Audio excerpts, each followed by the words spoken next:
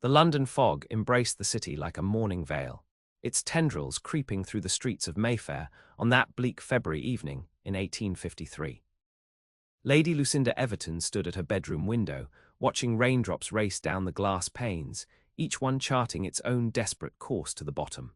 Much like her own fate, she thought bitterly, as she crushed the letter in her trembling hand. "My lady," her maid called softly from the doorway, "the carriage is waiting." Lucinda nodded, her reflection in the window glass revealing a woman of 23 years, with chestnut hair and eyes the color of whiskey in firelight. Once those eyes had sparkled with mischief and promise. Now they held only the dull sheen of disillusionment. "Thank you, Mary. I shall be down presently." The maid hesitated. "Perhaps a shawl, my lady." "The evening grows cold." "Cold suits my purpose tonight," Lucinda replied, smoothing the rich emerald silk of her gown. "After all, I am merely attending to witness my own humiliation. One should dress appropriately for such occasions." Mary's face fell, her loyalty to her mistress evident in her distress. "My lady, surely there must be some mistake. Mr. Irving would never." "But he has, Mary." "Indeed he has." Lucinda uncrumpled the letter, her eyes scanning the damning words once more. "My fiancé, the man to whom I gave my heart, my trust, and very nearly my virtue, has been conducting a secret courtship with Miss Catherine Whitmore these past 6 months. While pledging his undying devotion to me, he was securing a marriage settlement with her father that would clear his gambling debts." She laughed, a hollow sound that echoed in the elegant bedchamber. "The wedding announcement is to be made tonight at Lord and Lady Pembroke's ball. How fortunate I received this anonymous warning, else I might have made the most dreadful scene when the announcement was read. You need not go, my lady. Feign illness, your father would understand." Lucinda's chin lifted, pride straightening her spine. "And allow Trevor Irving to believe I cower in shame. No, Mary, I will not give him the satisfaction. A woman may be betrayed, but she need not be broken by it." These words, spoken with such conviction, masked the truth Lucinda had carried since childhood. That love was a luxury afforded only to those deemed worthy of it. Her mother's death when she was but 10 years old had left a void her stern father never filled, his disappointment in having only a daughter as his heir apparent in every interaction. For years, Lucinda had strived to prove her worth, to show that she deserved the love and approval so sparingly given. When Trevor Irving had begun his courtship, she had thought her unworthiness finally disproven. His handsome face and charming ways had seemed proof that she was, at last, deserving of affection. Now she understood, it had been her dowry, not her heart, that he coveted. "Very well, my lady," Mary said, retrieving a cloak. "But remember, you are Lady Lucinda Everton. Your bloodline traces back to William the Conqueror. Mr. Irving is merely the second son of a baronet whose title is barely a century old." Lucinda smiled faintly at her maid's fierce loyalty. "Thank you, Mary. I shall endeavour to remember my superior lineage when my heart is being publicly trampled upon." The journey to Pembroke House passed in a blur of fog-shrouded streets and gaslit corners.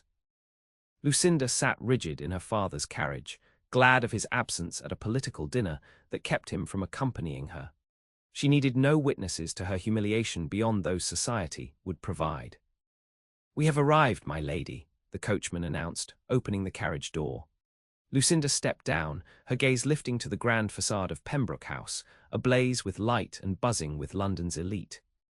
Music spilled into the night, along with the laughter of those whose hearts remained intact. Drawing a deep breath, she ascended the steps, handed her cloak to a footman, and prepared to face the firing squad of society's judgment. "Lady Lucinda Everton," the butler announced as she entered the ballroom. Several heads turned, conversations pausing as she made her entrance. Did they know already? Had whispers of Trevor's betrayal reached their ears before her arrival? Lucinda forced a serene smile to her lips, the skill of hiding true feelings being one at which she excelled. She had taken no more than a dozen steps when she saw him. Trevor Irving, his golden hair gleaming in the chandelier light, his handsome face animated as he conversed with a circle of admirers.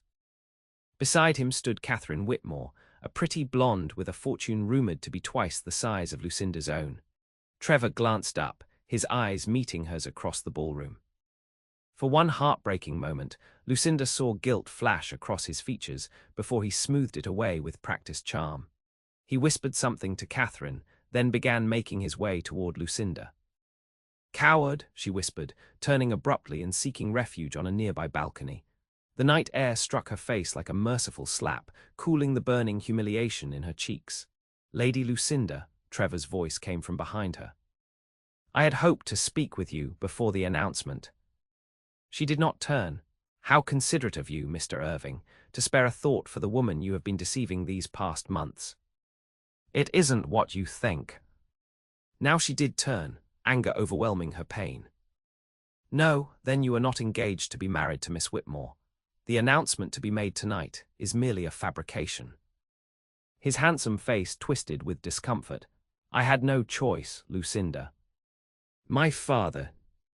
"Do not call me by my Christian name. You have forfeited that privilege." Trevor sighed, running a hand through his perfectly styled hair. "My father discovered my debts. He threatened to cut me off entirely unless I made an advantageous match. Miss Whitmore's father offered to clear all my obligations in exchange for the match. What would you have had me do?" "Perhaps speak the truth. Honor your commitment to me, or was that always a fiction, Mr. Irving? A pleasant diversion while you sought a more profitable arrangement?" "You know I care for you," he said, reaching for her hand. Lucinda stepped back, her spine straight as a rapier. "Care? What a pallid word for what you claim to feel. You spoke of love, of devotion, of a lifetime together. Was any of it real?" His silence was answer enough. "I see," she said, her voice steady despite the shattering she felt within. "Well, Mr. Irving, I congratulate you on your impending nuptials. Miss Whitmore seems a lovely young woman. I trust her fortune will provide all the happiness you require." "Lucinda, please." "Lady Lucinda," a deep voice interrupted from the doorway of the balcony. "I believe this is our dance." Both Lucinda and Trevor turned to find a tall figure silhouetted against the light of the ballroom. As he stepped forward, Lucinda recognized Edward Illingworth, the Duke of Northbridge, a man known as much for his formidable intellect as for his reclusiveness following his wife's death 5 years prior. "Your Grace," Trevor stammered, instantly deferential in the presence of a duke. "I was unaware that Lady Lucinda had promised you a dance." "Were you?" the Duke replied, his tone suggesting he found Trevor's awareness or lack thereof entirely irrelevant. "Lady Lucinda, if you please." He extended his hand, and Lucinda found herself taking it, grateful for the unexpected rescue from a conversation growing more unbearable by the second.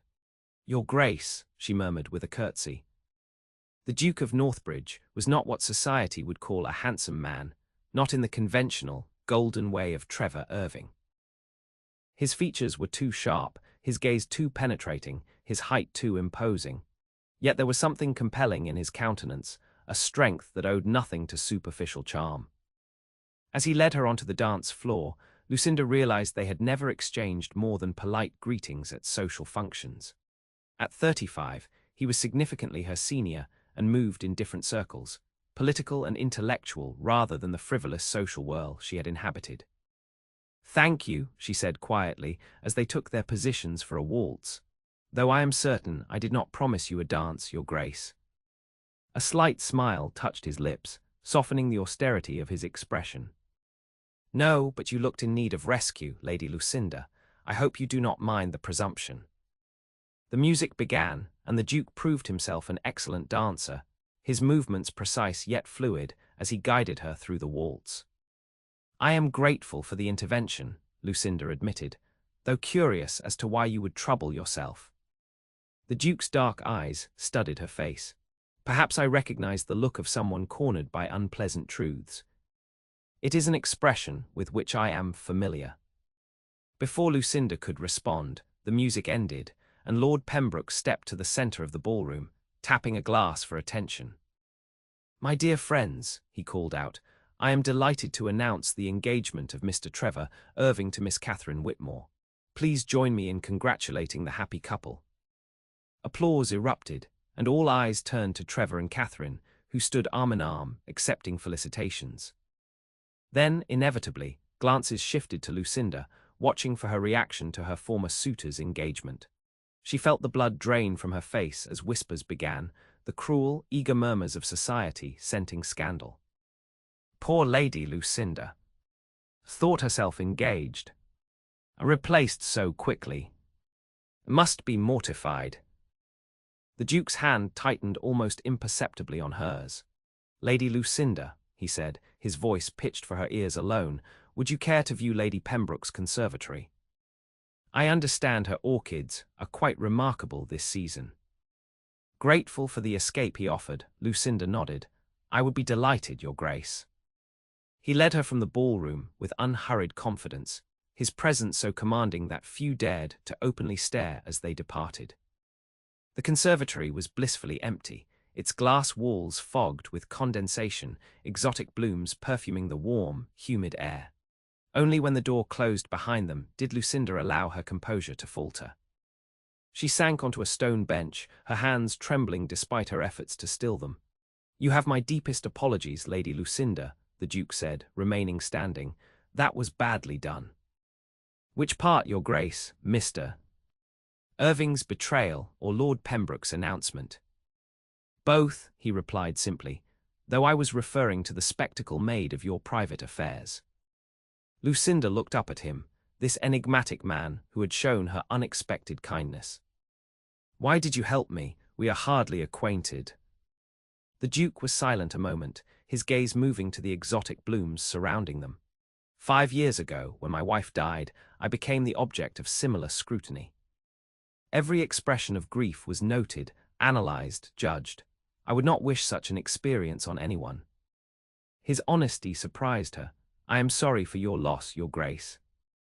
As am I for yours, Lady Lucinda. Though in time, you may come to see Mr. Irving's defection as fortunate. She gave a bitter laugh. Fortunate to be humiliated before all of society, to have my trust betrayed and my heart broken. Forgive me, Your Grace, but I fail to see the good fortune in my situation. The fortunate aspect, he said, his voice gentle despite its depth, is discovering Mr. Irving's true character before you were bound to him for life. Better a broken engagement than a miserable marriage. Lucinda considered his words, finding wisdom in them despite her pain. You are right, of course. Still, the coming weeks promise to be difficult. I shall be the subject of pity and gossip in equal measure. Indeed, society delights in the misfortunes of others, the Duke agreed, but such scandals are short-lived. Some new drama will soon capture their attention. I pray you are right, Lucinda sighed, then straightened her shoulders. I should return to the ballroom. Hiding will only fuel the gossip. The Duke offered his arm. If I may make a suggestion, Lady Lucinda, do not return just yet. Allow me to escort you home. Your absence will create less speculation than your presence tonight. The kindness in his offer brought unexpected tears to her eyes. That is most generous, Your Grace, but— I insist, he said firmly. Consider it a favor to me. I have fulfilled my social obligation by appearing at this event and have no desire to remain. His unexpected gallantry touched something in Lucinda's heart, a place she had thought frozen by Trevor's betrayal. Then I accept your kindness, Your Grace, with gratitude. The Duke arranged their departure with discreet efficiency, retrieving Lucinda's cloak and instructing his carriage to be brought around. Within minutes, they were rolling through London's fog-shrouded streets, the sounds of the ball fading behind them. May I call upon you tomorrow, Lady Lucinda? The Duke asked as the carriage moved through Mayfair. I should like to ensure you have suffered no lasting distress from tonight's events. Lucinda studied him in the dim carriage light, trying to discern his motivation. That is not necessary, Your Grace. You have been more than kind already. Nevertheless, I should like to call if you will receive me. Something in his steady gaze suggested a sincerity Lucinda had not encountered before. Unlike Trevor's practiced charm, the Duke's manner held no artifice, no performance for effect. Very well, she said finally. I shall be at home tomorrow afternoon. When they reached her father's townhouse, the Duke handed her down from the carriage with formal courtesy. Until tomorrow, Lady Lucinda, Try not to let tonight's events disturb your rest. Mr. Irving's actions reflect on his character, not yours." With those words, he departed, leaving Lucinda to ponder the strange turn her evening had taken. From anticipated humiliation to unexpected rescue by one of London's most enigmatic noblemen. True to his word, the Duke of Northbridge called the following afternoon. Lucinda received him in the drawing-room, conscious of the curious glances from the servants. A ducal visit to an unmarried young woman would set tongues wagging, particularly after the events of the previous night. "Lady Lucinda," the Duke greeted her with a formal bow, "I trust you are well today." She gestured for him to take a seat. "As well as can be expected, Your Grace." "I confess, I anticipated waking to find my humiliation the talk of London, but there appears to have been some reprieve." "Not reprieve," he corrected, accepting a cup of tea from the maid. "Redirection, it seems Mr. Irving's engagement announcement has been overshadowed by a more scandalous event." Lucinda raised an eyebrow. Indeed, what could possibly be more enthralling to the gossips than a gentleman abandoning one lady for another? "Lady Harrington's eldest daughter eloping with her music master," the Duke replied with a hint of amusement. "They were discovered attempting to board a ship to France and brought back in disgrace. The tongue can speak of little else." A surprised laugh escaped Lucinda's lips. "How dreadful for Lady Harrington, yet how convenient for me." "Precisely." The Duke sipped his tea, his dark eyes studying her over the rim of the delicate china cup. The contrast between his imposing presence and the dainty teacup might have been comical in another man. In him, it merely emphasized his self-possession. "I must thank you again for your kindness last night, Your Grace," Lucinda said. "I fear I was not at my best." "On the contrary, Lady Lucinda, you conducted yourself with remarkable dignity under trying circumstances. Many would have created a scene." She smiled ruefully. "The thought did cross my mind." "Yet you resisted. That speaks to your character." Their conversation flowed with unexpected ease, touching on books they had both read, music they enjoyed, and observations of society that revealed a shared appreciation for the absurd. An hour passed before either realized it.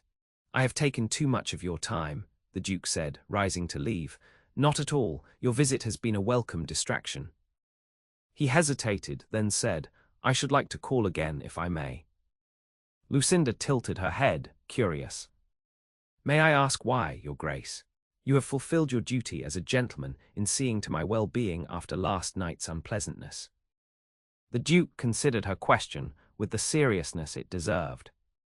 "I find your company refreshing, Lady Lucinda. You speak your mind, yet maintain the decorum society demands. It is a rare combination." His honesty disarmed her. "Then I shall look forward to your next visit."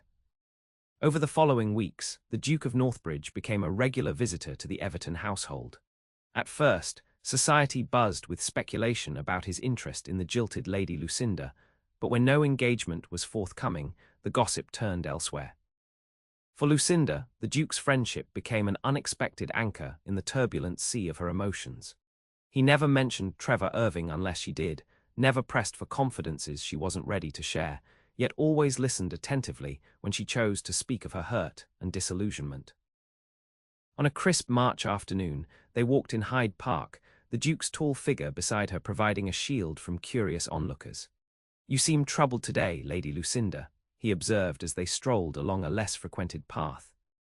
She sighed, watching her breath cloud in the cool air. "I received a letter from my cousin in Bath. She writes that Mr. Irving and Miss Whitmore were seen there, apparently taking the waters before their wedding next month." The Duke was silent for a moment. "Does this news distress you?" "It should not," Lucinda admitted. "Yet I find myself wondering what she possesses that I lack, beyond the obvious financial advantages." "If I may speak plainly," the Duke said, his tone gentle despite his forthright words, "Miss Whitmore possesses nothing you lack. Mr. Irving's choice reflects his priorities, not your worth." Lucinda glanced up at him, struck by the conviction in his voice. "You speak as though you know me well, Your Grace." "I have observed you these past weeks, Lady Lucinda." You are intelligent, principled, and possessed of a quiet strength many lack. Mr. Irving's failure to recognize these qualities is his loss, not yours." His words warmed something within her that had grown cold with doubt. "Thank you, Your Grace. Your good opinion means more than I can express." As March gave way to April, and April to May, Lucinda found herself looking forward to the Duke's visits with increasing anticipation. They attended concerts and exhibitions together, always properly chaperoned, yet developing a private language of shared glances and half-smiles that spoke of deepening understanding. Her father, initially suspicious of the Duke's interest, gradually relaxed his vigilance as it became clear that Northbridge had no dishonourable intentions toward his daughter. Indeed, Lord Everton came to value the Duke's political insights and often invited him to dinner to discuss parliamentary matters. On a warm evening in late May, Lucinda sat with her father in their drawing room after the Duke had taken his leave. "Northbridge is a good man," Lord Everton remarked, surprising his daughter with the unexpected comment. "His judgment in both personal and political matters is sound." Lucinda looked up from her embroidery. "Yes, father, the Duke has been a true friend these past months." Lord Everton studied his daughter's face. "Is friendship all you feel for him, Lucinda?" The directness of the question caught her off guard. I have not allowed myself to consider anything beyond friendship, father." Because of Irving's betrayal, her father's voice held unusual gentleness. "Not all men are so lacking in honor, my dear." "I know that," Lucinda said slowly, "but the Duke has never indicated any romantic interest in me. He still wears his mourning ring for his late wife." Lord Everton nodded thoughtfully. "Grief runs deep in some souls. It does not mean the heart cannot heal, given time." He rose, placing a hand briefly on his daughter's shoulder, a rare gesture of affection. "Do not close yourself off from happiness out of fear, Lucinda. It is a poor trade." His words resonated with Lucinda long after he had retired for the evening. Had she closed herself off? In the aftermath of Trevor's betrayal, she had built walls around her heart, telling herself that love was a luxury she would no longer seek. The Duke's friendship had been safe, unthreatening to her new resolve. Yet if she were honest with herself, her feelings for Edward Illingworth had evolved beyond mere friendship. His quiet strength, his thoughtful conversation, his subtle humour, all had worked their way past her defences. When had admiration transformed into something deeper, something that quickened her pulse when he entered a room? The realization both frightened and exhilarated her. But her father was right about one thing. The Duke had given no indication that he sought anything beyond friendship. The mourning ring he wore for his late Duchess never left his finger, a constant reminder of a love that death had ended but perhaps not diminished. June arrived with unusual heat, driving society from London to country estates earlier than custom dictated. The Evertons prepared to depart for their Somerset home, and Lucinda found herself facing the prospect of months without the Duke's company with unexpected dismay. On the eve of their departure, the Duke called to bid them farewell. After discussing travel plans with Lord Everton, he requested a private word with Lucinda, a request her father granted with a knowing look that brought colour to his daughter's cheeks. In the garden, with a maid discreetly positioned within sight but beyond earshot, the Duke turned to Lucinda. "I shall miss our conversations, Lady Lucinda," he said, his usual composure somehow less certain. "As shall I, Your Grace," she replied, her eyes on the roses climbing the garden wall. "Your friendship has been a great comfort these past months." "Friendship," he repeated, as though testing the word. "Yes, we have become friends, have we not?" Something in his tone made her look up at him. "I consider you my dearest friend, Your Grace." The Duke seemed to be struggling with words, an unusual circumstance for a man normally so articulate. "Lady Lucinda, I find myself in a difficult position. There is something I wish to say to you, yet I fear it may be unwelcome." Her heart quickened. "I cannot imagine you saying anything I would find unwelcome, Your Grace." He looked away, his gaze fixed on some distant point. "When Elena, my wife, died, I believed that part of my life was over. The part that included companionship, understanding, the particular joy of sharing one's thoughts with someone who truly comprehends them. Lucinda held her breath, afraid to break the spell of his unexpected confidence. "These past months," he continued, "I have discovered I was mistaken. Your company has reminded me that life continues, that one can find unexpected happiness even after great loss." "I am glad," she said softly, hope rising within her despite her efforts to subdue it. The Duke turned to face her directly. "What I am trying to say, with regrettable inelegance, is that I hold you in the highest esteem, Lady Lucinda. Your intelligence, your dignity in adversity, your kindness, all have impressed me deeply." "Thank you, Your Grace," she murmured, uncertain where this was leading. He took a deep breath. "I should like permission to call on you in Somerset, if that would be agreeable to you and your father. My own estate in Dorset is not far distant." Disappointment and hope warred within her. Was this merely a continuation of their friendship, or something more? "Of course, Your Grace, you would be most welcome." "Thank you," he hesitated, then added, "I should tell you that I have removed my mourning ring today." Lucinda glanced down at his hand, noticing for the first time that the gold band with its black enamel was indeed gone from his finger. "Oh," she said, understanding the significance of this gesture, "may I ask why?" "Because it is time," he said simply. "Time to honor the past without being bound by it. Time to acknowledge that the heart, even when broken, can heal, can hope again." The meaning behind his words was clear, yet Lucinda needed more. After Trevor's deception, she required absolute certainty. "Are you speaking of friendship, Your Grace?" A smile touched his lips, warming his austere features. "I am speaking of possibilities, Lady Lucinda, of doors that might open, if both parties wish to step through them. I would not presume more at this juncture." It was not a declaration of love, not a proposal, yet in its way, it was more honest than all of Trevor Irving's flowery speeches had been.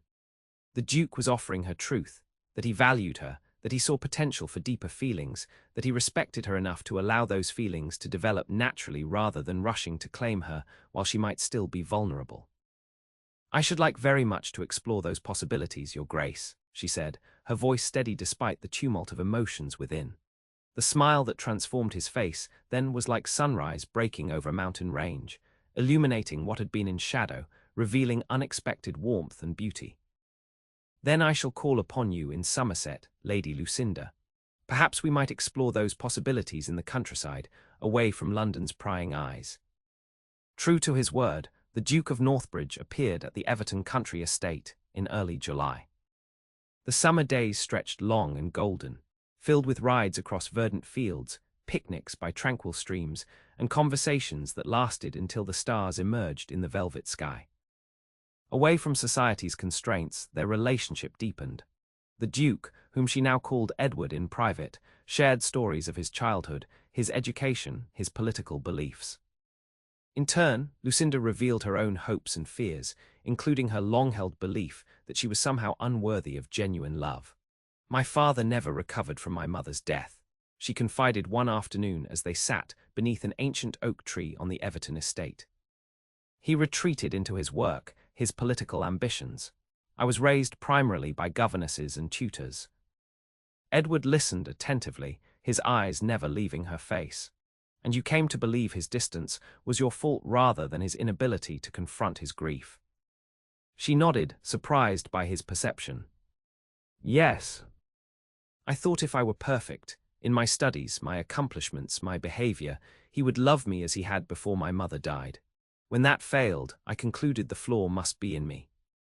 And so when Irving betrayed you, it confirmed this belief." "Precisely." Lucinda plucked a blade of grass, twisting it between her fingers. "It seemed proof that I was, indeed, unworthy of genuine affection." Edward reached over, gently taking her hand. It was the first time he had touched her beyond the formal contact of a dance or assistance into a carriage. "Lucinda, look at me." She raised her eyes to his, struck by the intensity of his gaze. "Your father's emotional absence was his failing, not yours. Irving's betrayal speaks to his character, not your worth." "You are," he paused, searching for words adequate to his meaning. "You are extraordinary, intelligent, compassionate, resilient. Any man would be fortunate to win your heart."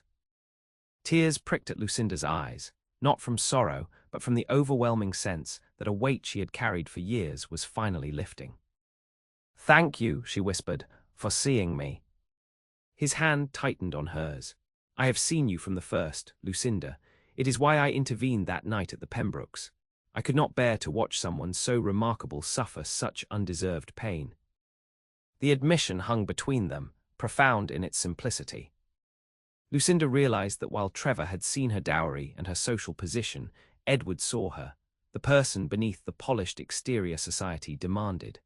As July mellowed into August, their attachment grew increasingly apparent to those around them. Lord Everton observed his daughter's transformation with quiet satisfaction, noting how she laughed more freely, spoke more confidently, seemed more at peace with herself than she had been since childhood. The inevitable gossip reached them even in Somerset, whispers that the Duke of Northbridge had finally emerged from his grief to court the lady jilted by Trevor Irving. Some called it romantic. Others deemed it convenient for both parties. Lucinda found she no longer cared for society's opinion, a liberation that surprised and delighted her. On a perfect summer evening, with the sunset painting the sky in shades of gold and rose, Edward asked Lucinda to walk with him in the rose garden. Her heart fluttered with anticipation, for there had been a particular intensity in his manner all day, as though he were gathering his resolve for some significant action. They strolled in comfortable silence until they reached a stone bench beneath an arbor heavy with climbing roses.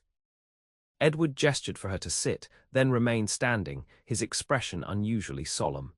"Lucinda," he began, using her given name without hesitation now, "these past months have been transformative for me. When Alina died, I believed that chapter of my life was finished. I would fulfill my duties as Duke, raise our son to manhood, but never again experience the particular joy of sharing my life with someone who understands me completely."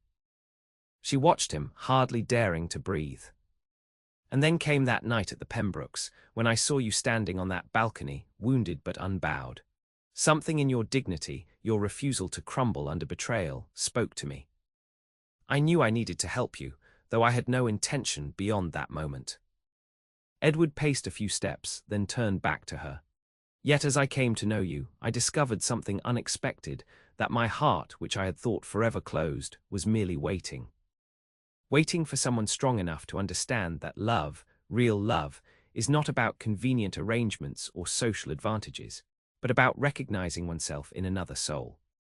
He knelt before her then, taking both her hands in his.